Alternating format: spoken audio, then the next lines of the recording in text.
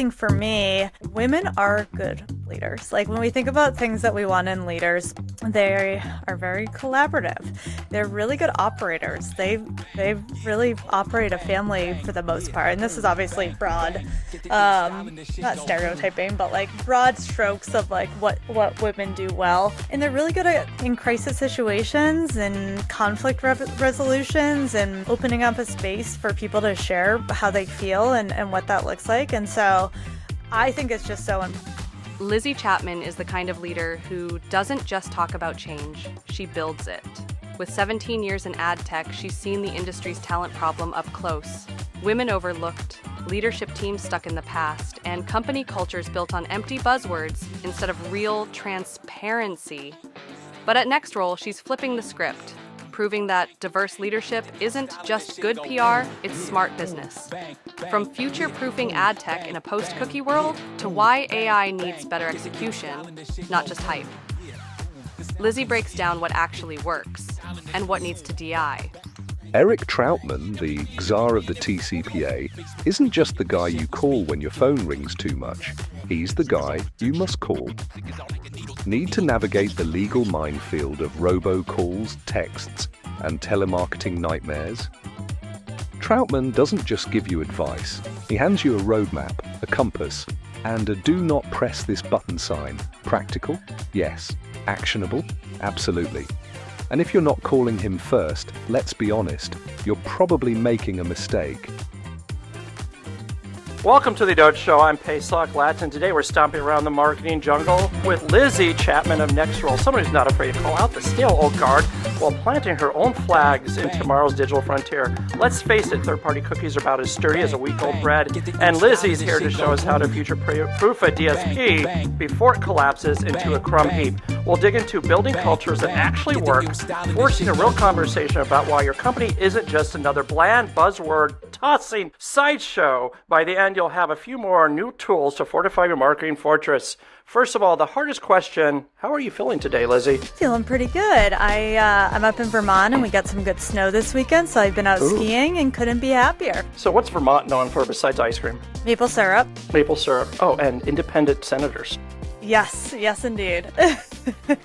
That's a different podcast. Let's imagine we're spritting espresso martinis on a marketing spaceship orbiting the galaxy of third-party cookie chaos. With all this chatter of third-party cookie depreciation, full-funnel advertising, and tech stack that's evolving faster than a caffeinated cheetah, how do you stay focused on building the future-proof DSP environment at NextRoll without losing your mind, or at least your espresso? Yeah, I mean, I think something that NextRoll has done a really good job with is looked at this is an opportunity. This is not the first industry change. Like we have been through, GDPR, CCPA, Safari deprecating cookies, ATT with Apple, and we always figure out some way or another to overcome it. And I think we really saw this as a chance to say, why don't we lean in and really redefine, who NextRoll is, what we offer to our customers, and build something innovative. And so we've partnered with W3C and then Chrome, and initially the AdX team, but then when the Chrome Privacy Sandbox team came out, we just built a relationship with them and really doubled down on our efforts and investing in the technology they were building, along with technology outside of that, like alternative identifiers and our own proprietary offerings. And that led us to be able to be testers provide feedback to the CMA. We were a market grantee tester, so we got funding and could go and invest further into it. I think that it's all going to be okay as long as the ad tech industry leans in and adopts it. And one way or another, everyone will have to adopt it, most likely. So I think for us, it's been fun. We've been able to be creative and figure out, okay, this is how we did this in the past. How would we go about doing this in the future in this new... You're gonna see me shine, shine, shine, shine. Walking on beams of light, light, light, light, light. You're gonna see me shine, shine, shine, shine. I can't help myself, no, no. Blue skies, no dark clouds, nothing in my way. New paradigm. Right. So you talk a lot about future-proofing. So that's implying that we're building digital castles on solid bedrock instead of shifting sands. Can you give an example of a tactical shift that you've implemented at NextRoll to ensure that when third-party cookies crumble faster than a scaled Biscotti, your platform remains standing. I mean, I think I mentioned that already a little bit. Like, you can't do one thing because if you rely on doing one thing, that might crumble as well. And so we've taken kind of like how do we tackle every stage of the funnel with multiple solutions, whether that be building proprietary offerings like contextual that outperforms the topics API, which is within the privacy sandbox, or keyword targeting. We invested in CTV, which for now has IDs and hopefully will looking forward. We've integrate with alternative identifiers. But again, I'll just double down on our investment in the privacy sandbox. I think we are far ahead away from a lot of other ad tech DSPs that are investing in it and doing some unique things. One of the things that we've been exploring and looking into is like, can we build lookalike targeting here? And what would that look like? And how would we go ahead and do that?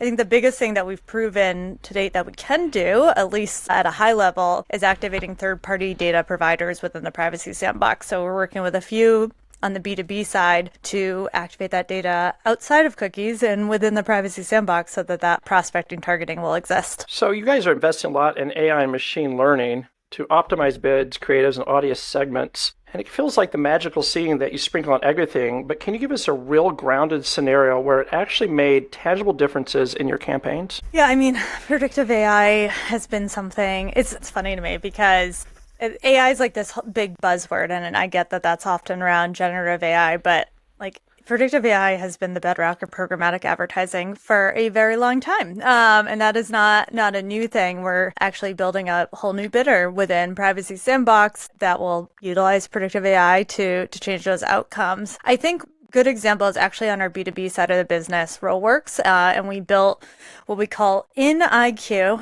Everything has to have a fun name, right. But it's an insights engine that basically marries our data foundation with third-party data, so intent data, and also first-party data of our customers from their CRMs, and basically says, here's where your company's ICP is based on all this data. Then the AI goes and finds the audiences that fit within that ICP. And then we have a command center that recommends the next best action for each account and contact to try to get them to convert. I think this is a case where you're kind of seeing that full funnel of like, let us pull in your data, let us tell you what that data says, let us help you go and target that, and then tell you what you have to do next. And I think that's where you see AI have a real tangible impact for those B2B customers of ours. So a little hypothetical time here. If you had to pick one path to future-proofing, would it be A, invest in AI-driven audience modeling, B, cozy up to walled gardens with strategic partnerships, or C, start a band called the Post-Cookie Crunchers and sing about contextual targeting? Which would you choose?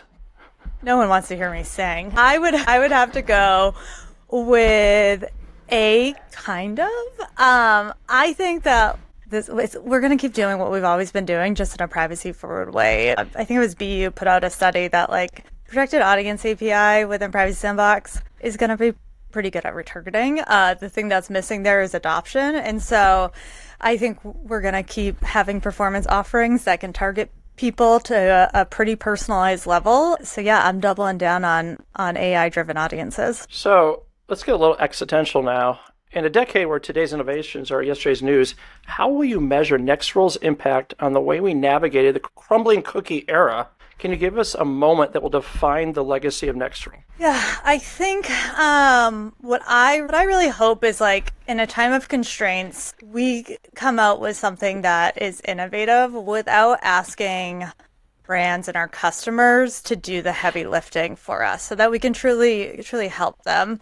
I think in the world of DSPs or ad tech, you can be really good at something niche, whether that's like a format or a certain customer base that you're targeting. You can be pretty good at everything for a broad set of customers or one type of customers, or you can be ahead of the curve. Ultimately, I think that I hope we can be ahead of the curve with privacy forward advertising and really do something not just for the enterprise brands, but for the SMB brands. SMB brands are a legacy and often forgotten about, and they are what becomes, growth brands and mid-market brands and ultimately enterprise brands. And so we want to help enterprise and mid-market brands, but we want to make sure this future of privacy forward advertising works for all brands. And so if we can do that well, I will feel pretty proud of what we build. So I'm going to move from future-proofing broad strategies to the ever naughty world of building and nurturing company cultures. I've noticed that you've mentioned before that people and culture drive success. How do you ensure that your company culture stays more authentic than a grandma's secret cookie recipe,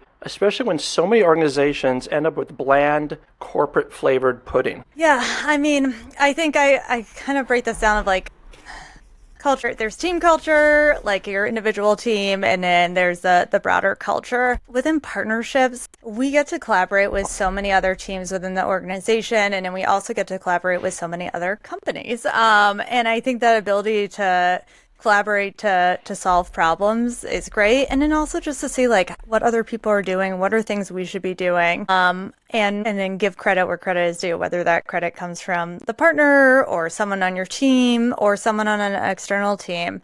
I think what NextRoll has done well, and what I would call like our secret, but not so secret, is our culture creatures. So you can find these on our website, but like, for example, we have the monkey, which represents fun. We don't take ourselves seriously, we take the work seriously. And I think that really helps in like high pressure situations, right? Like, we are all just humans at the end of the day. We want to have fun when there you go. We want to have fun solving the problems we're solving, and it doesn't have to be this like doom and gloom when anything ever pops up. The other one that I really like is the jellyfish, and that is around transparency. And every town hall that we have a jellyfish board where people can submit questions anonymously or put their name on it, and they get voted on, and the top questions get answered. And so I think that's a really good way for leadership to be transparent and open and provide a place where people can ask tough questions. Oh, this is really cool. Yeah. Huh. I didn't know about this. Now you're sidetracked. Yeah. It's like, I want to be the monkey. First, did you know what pudding's even made of? No, I have no idea what pudding's made of. Yeah, I don't know. My wife brought it up when I was writing this. I said, what a great analogy. I have no idea what pudding is. No, it's like you get that packet, and then you add some water to it, and you do some stuff, and then it becomes pudding. Or the ones that you buy, like the Jell-O pudding. You know? Yeah. Some of them aren't even dairy, so I don't know really what it is. Gelatin's got to be in there. Who else? I don't know. Like hooves, right? It's delicious, though, even if it is hooves. I like flan. Flan's good. Prefer fancy. Flan. So what's one idea about company culture that you think most people get entirely wrong, and how did that misconception shape the way that you build teams? Yeah, I think people think money drives more behavior than it does. There are certainly places where... I think it's cold brew coffee. That drives people, keeps them energized. Yeah. It won't fix a toxic environment, though. No, it will not. It's, all the like snacks and that stuff's great. Money's great. You should be paying people what they deserve to make. Really, I think what's important is like focusing on a place that there is space for ideas and different opinions. There's space for mistakes and failures. And like with that, ultimately growth opportunities for people. People want to generally learn more, do different things, explore other parts of the business. And so a great way to do this is like often when we set up like a task force to go fix a problem, we have an executive or leader that doesn't have a lot of time really to dedicate to this to go and do it. Was there someone that's, mid or higher level IC that could go and lead that task force with executive sponsorship, essentially? So if they run into issues, they have that support from leadership, but they really own something and then go and explore it. I think the more and more that you do that and make people feel like they're actually doing impactful work that leads to results, that is a big part of creating a culture where people want to keep working and won't just go to another job for a 5% or 10% raise. So how do you handle the difficult conversations for giving tough feedback to a team member? Who's the person? How do they receive feedback? I think a big part of it is really understanding all of that before you even entering the conversation. This is a big part of leadership, is navigating giving feedback. And so sometimes I feel like this is a common one, like managers at their first level, they'll come into a new business and they come in real hot and they have ideas and they're doing all these things that you're just like, slow down a minute. Like, let's listen, let's take in feedback, go and get to know the people and what they faced before. And I think the people who want to be good managers can be coached into doing that. And part of that is just like showcasing that. So I want to show them that I'm getting to know them and how they receive feedback and what that looks like. The alternative to that is like pushing people to feel confident in doing something. So the exact opposite of what we're talking about with that first case. I actually have someone on my team who wouldn't mind me sharing this. She has been in marketing for the vast majority of her career, and she just switched into more of like a partner manager, account management role, and it's pretty technical. And she was excited to do it, but also nervous of like, what do I not know? And so I said, listen, I know you can do this. You're a really good project manager. You'll learn the technical pieces that you need to know. I'm going to put 10 minutes on your calendar for about the first month of you managing this, where you get to check in on a daily basis and ask me anything, questions you have. Half of them I don't know the answer to, but I know where to direct her.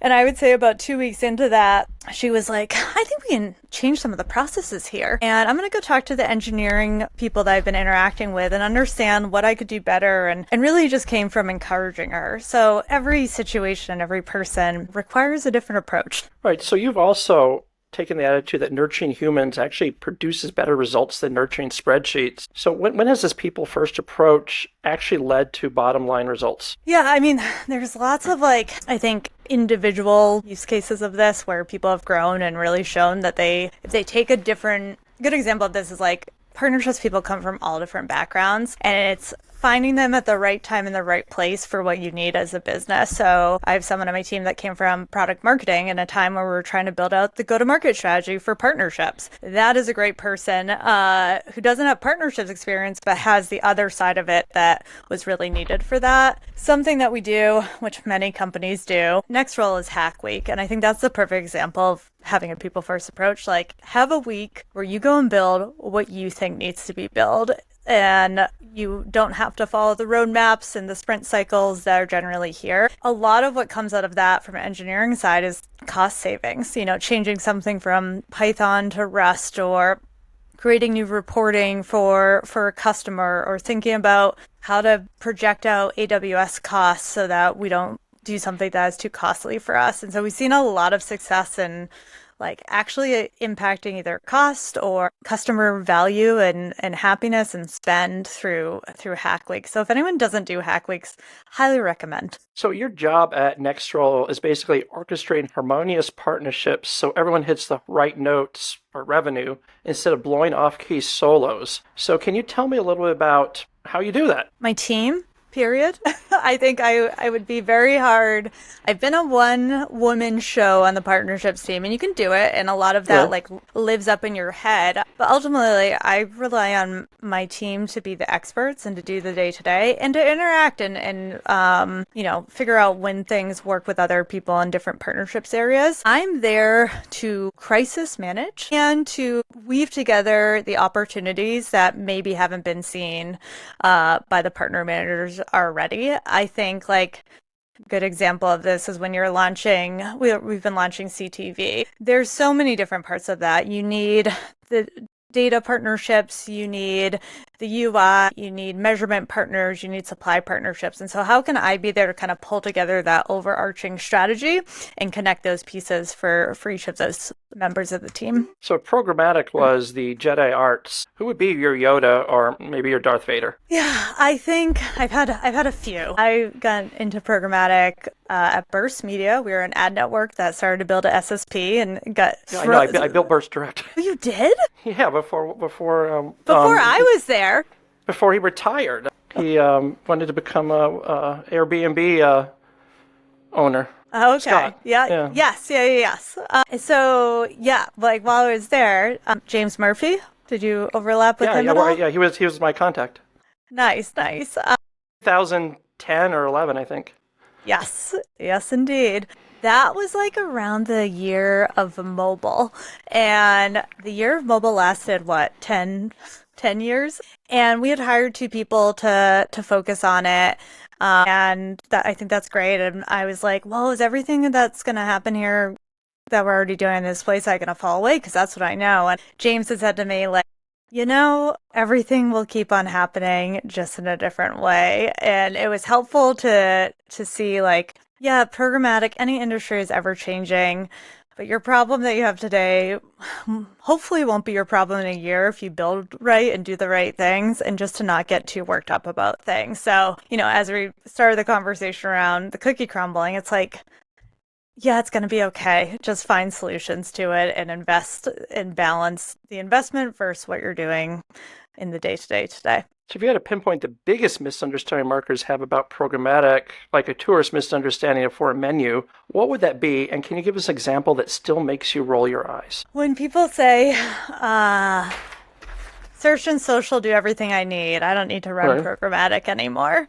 I think that you're missing out on a lot if you're not looking at display, mobile, video, audio, CTV, all these other things that are most effective when you're running them programmatically, most cost effective. I think if you're an SMB, yeah, you can get away with that. But once you're starting to look at growing, you really need to diversify channels and just understand, like, yes, your Facebook, like, click-through conversions might be higher, but how are you getting people to even pay attention to you? And what kind of business are you running? And where do people need to be to take in that message at the right time and space? So yeah, I think that's when I hear a lot of like, we don't need to do this. These channels are performing just fine. Think about the DSP fairy that people sometimes believe DSPs do everything magical. There's no like elbow grease required. Yeah, it's a lot of work, like it's there was a lot of partnerships that went into showing that CTV ad to the right person with the right creative, with the attribution, and there is a lot of value to a DSP, especially as you like to grow more. So what if your next big partnership pitch was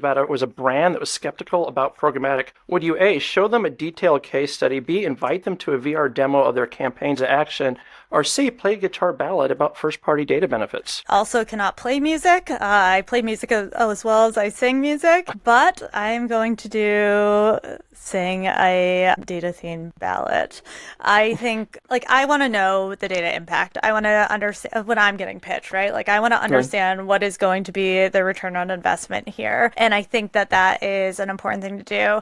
There are some products for sure that yes, I would like to see the product demo. And I think that is an important piece of it. And the UI is going to be important if the customer is going to be in it every day, but there's also product-led go-to-market for that as well to some degree. So yes, I want to know the data and I want to pitch the data. So if we get you back on, I expect a heartfelt data serenade.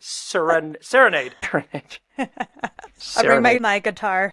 Your non-existent guitar? Yes. If innovation ad tech was a buffet, AI or machine learning would be the spicy sauces everyone's trying to drizzle on their salads. How do you ensure that these technologies enhance the meal rather than set our tongues on fire? Are you talking about generally speaking or within NextRoll itself? Ad tech in general? Ad tech, yeah. Yeah. I don't think harping back before. We've been doing things with AI forever, and it's never been the be-all end-all of how we go to market. Ultimately, I think the machine learning algorithms do the heavy lifting so that advertisers can focus on their strategies or their creative or whatever else that is actually much more important than the machine learning. The thing I think that, there's all these, we launched a AI assistant that's going to help you, blah, blah, blah, blah. Launch the AI assistant. It's going to learn over time, let people use it, refine that, add it to new spaces, and just do it. Every platform should have some type of AI assistant in it at this point. And so just do it to make the customers' lives easier without it being the whole point of the platform. The point of the platform should be your ad should perform to whatever goals you're looking to do, and our machine learning will take care of that. The rest is just to make their lives a little bit easier in the UI. How do we ensure future talent that there'll actually be jobs for them, though? That's a big existential question. This is getting back to independent governors in the state of Vermont. There is going to have to be a big prediction area. I think that we're ultimately going to see a lot of the manual tasks and the things that, quite frankly, drive me nuts during the day should become easier. Some of the data entry things that have been of the past, or pulling together reports and deriving insights from those. Those are the things that AI should hopefully solve for. Now, what that becomes a question of is like, how do you get net new talent in the door? Because it's often those more manual task-driven jobs or SDR roles that people enter the workforce in. So how do we have onboarding programs that get people up to speed? Ultimately, what I think AI does is like allow you to be more creative, more entrepreneurial, working on solving the problems that haven't been solved in the past because AI won't know how to solve those problems yet. And doing what humans do well, which is like connecting with other humans to sell a product that needs the human touch or help someone through something that they're struggling to do. Is there any guiding principle that we as an industry should keep in mind moving forward? In terms of AI or generally speaking? AI and machine learning. I think AI is only as good as the data that it is getting fed. It's something I gripe about on the podcast I do all the time is like, I am so sick of getting AI generated emails to sell me a product. Right. It's always a marketing product that they're insisting I need to buy. Yes. And I'm like, it has absolutely no targeting because it targeted me. No. And it doesn't tell, like, I'm like, what does your product do? Why would this be valuable for me to use it? Like, and potentially that will get better, right? And those marketing tools will get better at that. I want a human to reach out. Spam software. There's no AI in the back, but they're just calling it AI and machine learning. Yeah. I want a human to if I'm going to be investing over $100,000 a year in something, I want a human to bring me along in that process. And I want some hand holding with that. And quite frankly, a lot of the products do a lot of the same shit. And I might buy it because I think the person is going to take care of my business better. And so I think one of the things that we really need to keep in mind is like, yeah, the AI can do the stuff the AI was always good at and probably do some cool things to make recommendations, deliver insights, build creative, test messaging. Like there are plenty of things AI can automate and do quicker and have results on. But there are things that humans do well that AI will never be able to. And let's not forget that and say like, product-led growth is the only thing we need to do. We don't need to have anyone talking to customers. Like, nope, you still probably need to build some relationships. And that's what humans do well. Yeah, I want to desert the dead digital world for a moment and shipwreck you on a desert island. You're not allowed to have Wi-Fi, no dashboards. And DSP in this case means Desolate Sandbar Platform. And you can bring 5 people. Who are they? So you gave me some heads up to think about this. I really had to think about this. But it was my wife. Okay. My cousin Matt, he's quite handy at fixing things. I have 2 dogs. My well-behaved dog, not the chaotic puppy. Name? Does he have a name? Nelson. Nelson? Yeah. Camper's the naughty one. Nelson's wonderful. My ski patrol director, who's quite outdoorsy. And then my good friend Heidi, because she's a therapist. We all need a therapist. At least I know I do. Yes, I certainly do. So I think your companion's real values of teamwork, practicality, and emotional support, and I guess your dog keeps the morale high. What does the ski patrol do? The dog is actually like, when I want to give up, I won't give up on him. And then, yeah, real emotional support buddy, like makes everything feel okay when I snuggle with him at night. Ski patrol director, great hunter. I do not want to kill an animal, but I'm happy to eat the bear bacon that he brings to the mountain. So I want that around me. And then, yeah, the therapist, like we need to all stay sane in this situation. How do we have someone there to help us do that? How would she keep you going full Lord of the Flies? I think that her and my wife's a more emotional one. I'm more of the problem solver one. We're a good balance team there. Is both of them would make us like talk about how we're feeling. How is the day? Let's like play a game to bring up morale, and we're all pretty competitive. So like, how do we make sure we're having some fun and not just doing the day-to-day stuff? So I think that's what they would bring to. They'd be the monkey in the culture creatures. So would you try to recreate some semblance of your working style on the island, like hosting morning stand-ups by the palm tree or performance reviews over coconut water? Yes, I don't know if I would click into that right away, but I like that framing. I think. On any like stand-up or weekly meeting, I love an icebreaker, and I think I try to keep it. Like, let's just remember who we were before we were deserted on this island and like keep things a little bit light. A check-in on like, what is everyone doing today? And how did everyone do yesterday? That's where I would need the therapist support of like, where's everyone at? Let's like talk about energy levels and emotions and all that kind of stuff. And then you get to your list of to-dos and like figure out where people can work together. Yeah, I would want to do a check-in.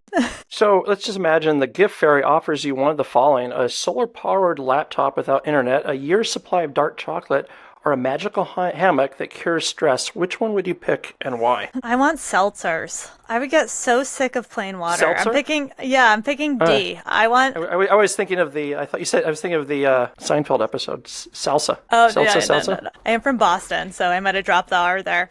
Yeah, I was like, you said salsa or salsa? Seltzer. I get so sick of plain water, but I guess the stress-free hammock. I'm like a stress ball. My shoulders would get all tight. So yeah, I'd take the hammock. I think Nelson would hopefully be that hammock. So how do you think being on an island would clarify your perspective on life and leadership? I mean, I think that you got to focus on what matters today, right? Like all of us think about like, what's the future and what's going to happen with this job and what's this company going to do? And how do people see me? Like when you're just trying to survive, you're figuring out what matters today. And I think that is really helpful. Obviously you want to look into the future, but like, what do I need to get done? And sometimes that's a good practice and lets us focus. And then I also think it's a good lesson around like figuring out what works for you. Like what might work for this group won't work for every group on that island. And I think you have to take that same thought process into a company. Don't just follow what other people are doing. Like, how are you going to do it different? And what's your approach to it? And do you actually even need to build something that's feature to feature comparison? And then, yeah, building a culture that's like fun and impactful. That is something I already believe in today, but just gives you another perspective of how does any team thrive and what's most important to make sure that happens. So you've spoken about imperfections as a hidden superpower. Can you give an example of a personal fault that you personally turned into a strategic advantage? And what do you mean by that? Yeah, I think this is like one of the best things you can uncover in someone of like, what is the thing that they struggle with and how does this actually help them approach things differently? So for me, bit of a people pleaser. We could bring my therapist on to talk about, all of my abandonment and rejection issues that have led to that.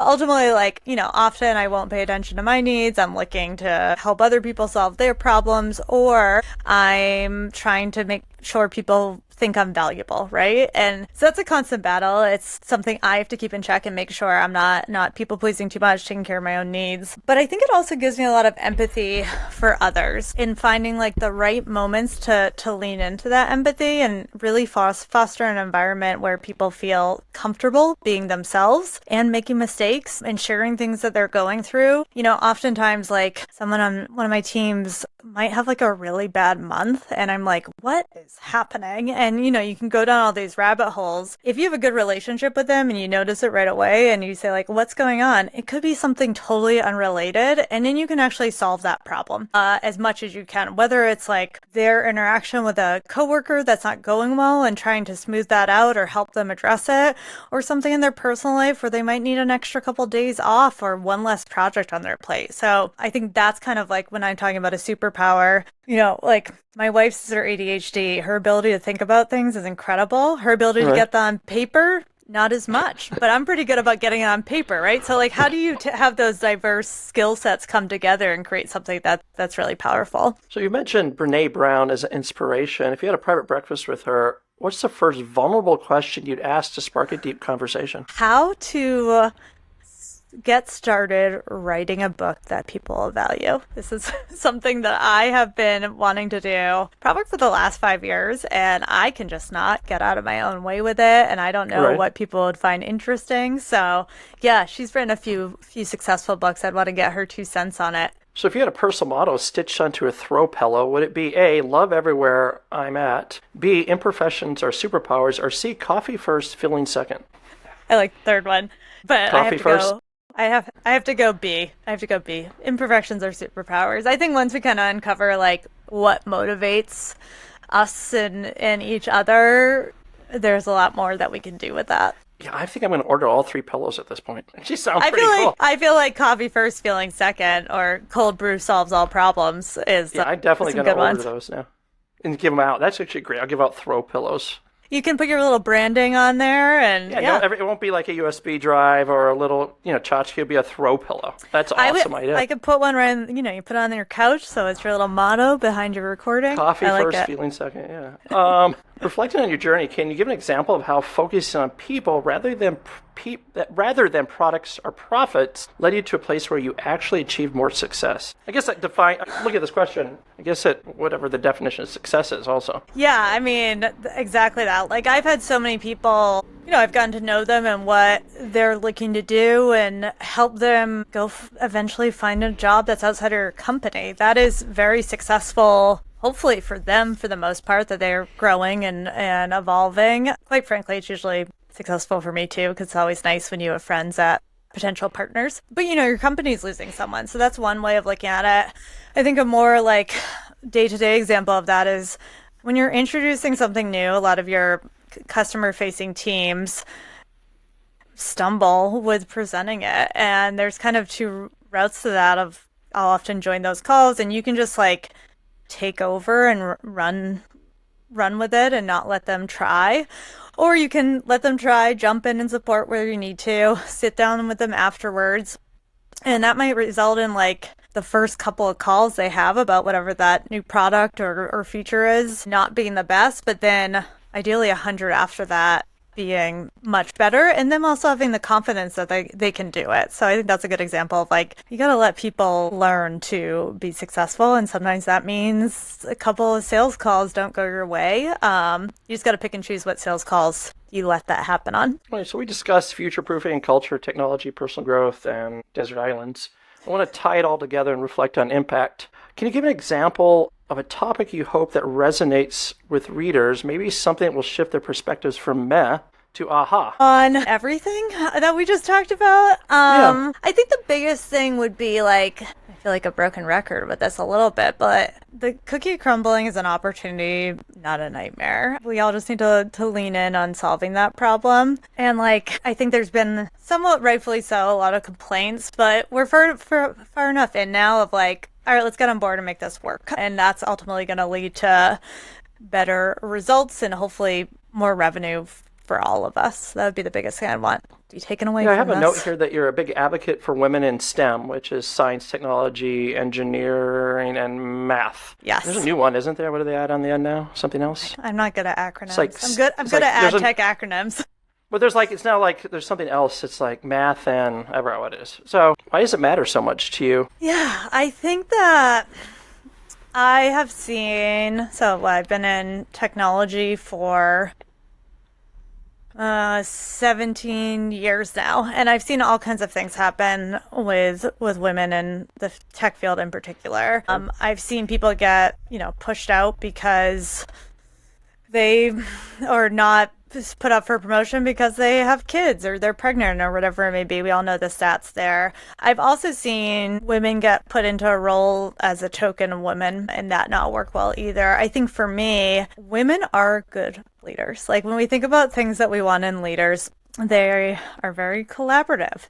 They're really good operators. They really operate a family for the most part. And this is obviously broad, not stereotyping, but like broad strokes of like what women do well. And they're really good at in crisis situations and conflict resolutions and opening up a space for people to share how they feel and what that looks like. And so I think it's just so important to have not just diversity in terms of women sitting in leadership, but diversity in terms of thought. And I think you miss a big portion of like that diversity in thought if you don't have women there.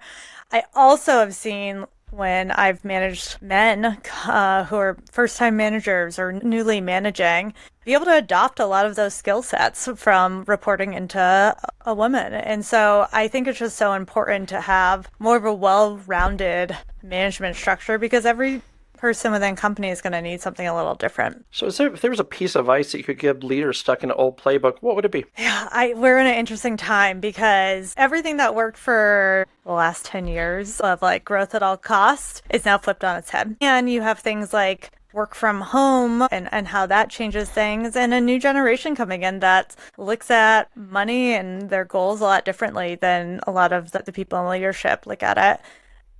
Listen to those people on your teams. Listen to the younger people. We are entering kind of this new dynamic where You really have to be thoughtful about what you invest in, what you ask people to do, what their goals are in life. And so, yeah, listen to those people. Not everything is going to be great advice, but it's important to hear their feedback and hear their ideas about like how we could go about that. That's going to be different from how we would have approached it in the past. So I'd like you to look into your crystal ball of authenticity and tell me, where does Lizzie Chapman go next, and how will she continue to change the marketing conversation?